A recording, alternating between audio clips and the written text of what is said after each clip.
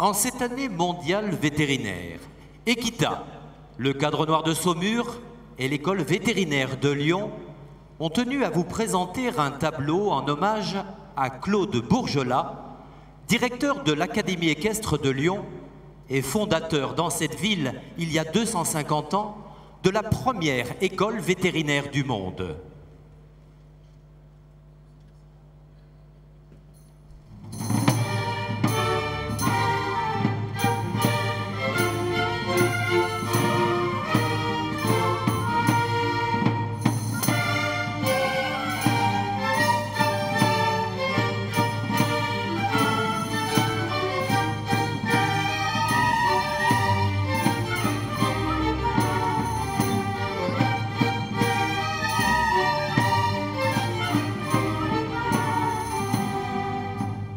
Transportons-nous donc, je vous prie, 2 siècles et demi en arrière. Nous sommes le 12 juillet 1761 sur l'esplanade des grandes écuries de Versailles et le roi Louis XV va bientôt arriver au château accompagné de son ministre de l'Intérieur, Henri-Léonard Bertin. Dites-moi, mon cher Bertin, je connais ces 2 écuyers qui sont à pied, mais quel est celui qui est à cheval? Sire, pourtant votre majesté a déjà rencontré ce gentilhomme, mais il est vrai, il y a presque 10 ans et dans d'autres circonstances. Vous êtes sûr? J'en suis certain, votre majesté. C'était lors de son admission à l'Académie royale des sciences, en 1752. Un écuyer, membre de l'Académie des sciences? J'en suis certain, votre majesté, que votre majesté se souvienne. Claude Bourgelat est le chef de l'Académie royale d'équitation de Lyon. Il a déjà rédigé un remarquable ouvrage d'art équestre, le Nouveau Newcastle, qu'il a rendu célèbre dans toute l'Europe jusqu'à devenir conseiller de Sa Majesté l'Empereur d'Autriche. Ah, cela commence à me rappeler quelque chose, en effet. Et dites-moi la suite. En rédigeant cet ouvrage, il s'est aperçu d'un certain nombre d'erreurs dans les explications de la mécanique du cheval. Aussi s'est-il rapproché du Collège des chirurgiens de Lyon, avec lesquels il a procédé à de nombreuses dissections anatomiques. Il s'est alors rendu compte, d'une part, de la grande différence entre la démarche empirique et l'esprit scientifique, et d'autre part, de la grande similitude entre la mécanique humaine et la mécanique animale.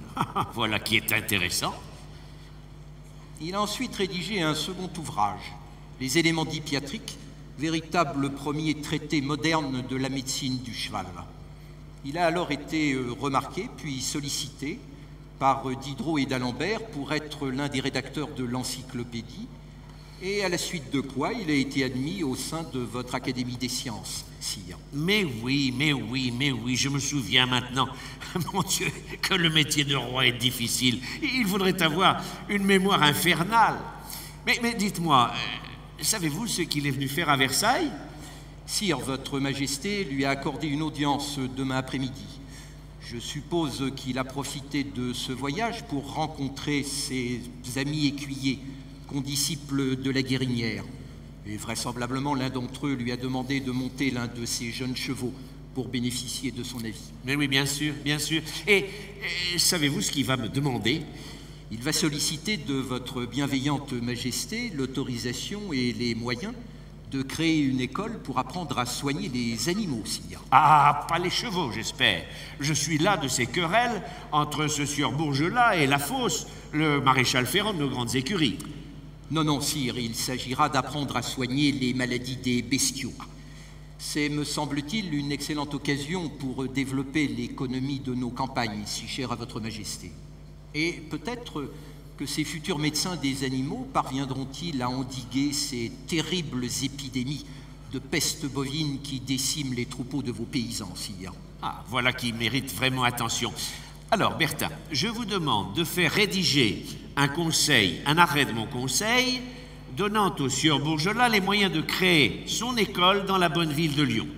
Et je verrai à le signer s'il finit de me convaincre demain. Bien, sire. Mais, dites-moi, vous y croyez, vous, en cette similitude entre la machine humaine et la machine animale, qui, je le présume, doit sérieusement agacer nos prélats de l'Église? J'y crois bien fermement, sire. Lorsque j'étais lieutenant de la Généralité de Lyon, avant que Votre Majesté ne me fasse l'honneur de m'appeler au sein de son conseil, j'ai fréquemment rencontré Claude Bourgelat et c'est un homme passionnant. Non seulement il a réussi à me convaincre de la grande similitude entre la mécanique humaine et la mécanique animale, mais en outre, il a réussi à me persuader que c'est en apprenant à guérir les animaux que l'on apprendrait à mieux guérir les hommes.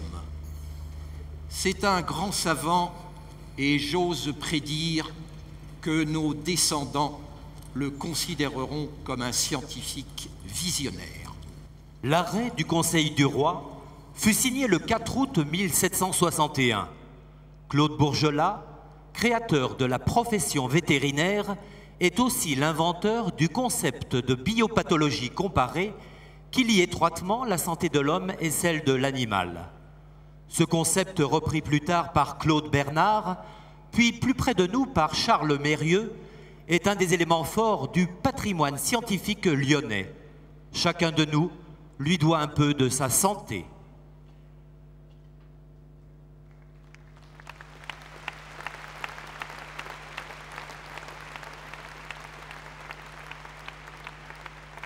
L'écuyer en chef du Cadre Noir de Saumur rend ce soir hommage à l'un de nos grands anciens, par ailleurs bienfaiteur de l'humanité, Claude Bourgelat.